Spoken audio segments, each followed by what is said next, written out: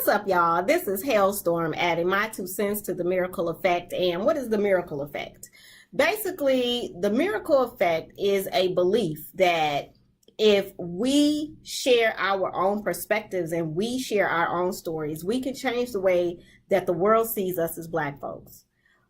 And we can ultimately change the way that we see ourselves, which is the most important thing. Right now, the media is telling our story and they're not doing a great job of it. I'll do a whole nother video on media shaping. But for today, I want to talk about politics. I want to talk about the difference between having an abundance mentality in politics versus a greed mentality in politics. And racism is at the foundation of a lot of the greed. So very specifically today, I want to talk about that type of thinking when you're choosing a political candidate. So a lot of people are looking at the welfare situation, and they may look at a young lady, we're just going to give the young lady a name. We'll call her Tamisha.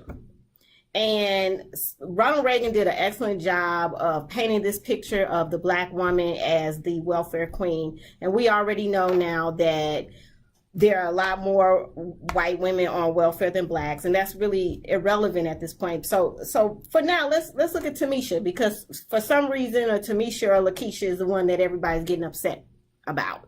Okay, so let's say that Tamisha has food stamps or an EBT card, and you have a job, and you are so angry and so upset because Tamisha has an extra $300 a month or $600 a month in food stamps, and you feel that she doesn't deserve that. So out of your anger and frustration for her, not knowing her story, not knowing what's going on with her or why she has this situation, your anger and frustration for her has led you to choose a Republican political candidate, because you believe that Tamisha should be pulling herself up by her bootstraps. That's a whole nother talk show. We'll get into the bootstraps conversation later. But that is your feeling. And right now you're frustrated because you're going to the store and you're seeing that her card is filled and you worked so hard and your card is not filled and your refrigerator is not filled. And you look at her and, oh my goodness, she has her nails done. And that really bothers you that Tamisha has a $30 set of nails on, or at least you believe it's, it's expensive nails. She could have gotten them at the store, or she may know how to do them herself. You really don't know why her nails are done, but it really bothers you. But it doesn't bother you that college is not free. And I want you to think about that. Just in this one, situation, it's bothering you that she's receiving an extra few $100s a month, which is probably taking pennies out of your paycheck to contribute to.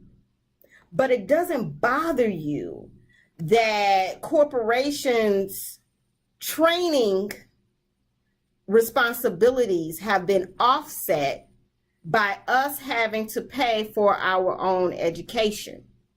And so you may want to send little Johnny to school, and you may have saved up thousands of dollars for that to give to an institution that, if you voted differently, would be free for Johnny and you if you choose to go back to school. Do you understand what you could have done with that money? I mean, dream for a minute. Thousands of dollars plus interest. You could have bought yourself a house, Johnny a house. You could have gotten that extension or those renovations that you've always wanted. You could have gotten so many other things. You could have started a business with that money. And don't you understand that we outnumber the wealthy? 95% of the population is not wealthy For a reason, it's by design. And so once that 95% realizes that we are the majority, you can vote in whatever policies you want. If you take your eye off of Tamisha and start thinking about an abundance mentality of what you can do for you and Johnny. Message. There are candidates who have looked at other countries and realized that other developed countries are able to educate the masses for free, and it's a benefit to the entire country as a whole.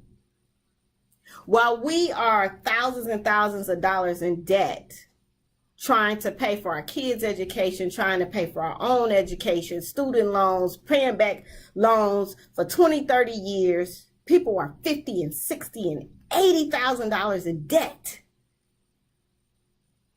And you would rather get upset with Tamisha over here for having some food, which takes a few pennies out of your check, if that.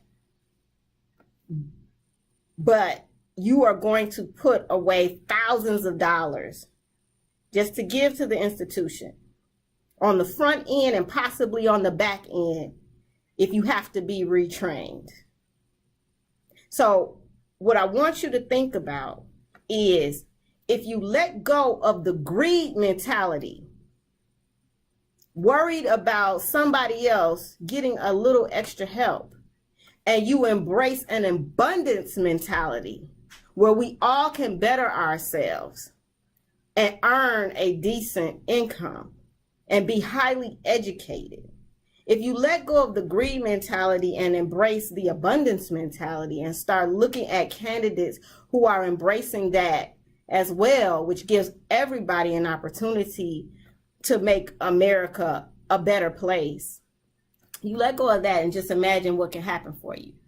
But unfortunately, so many people are worried about the extra few dollars that their neighbor is getting that they don't even think about the thousands that they are throwing away every day due to their greed, selfishness, and underlying thoughts of racism.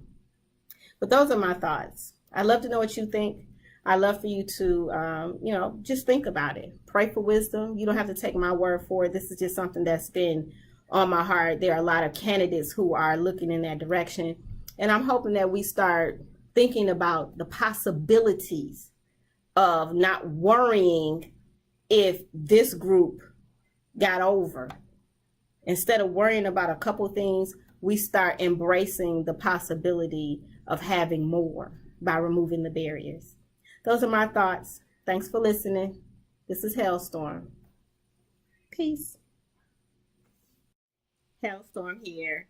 I ain't woke, but we can wake up together. So hit like, subscribe, and let me know your thoughts. Thanks. Peace.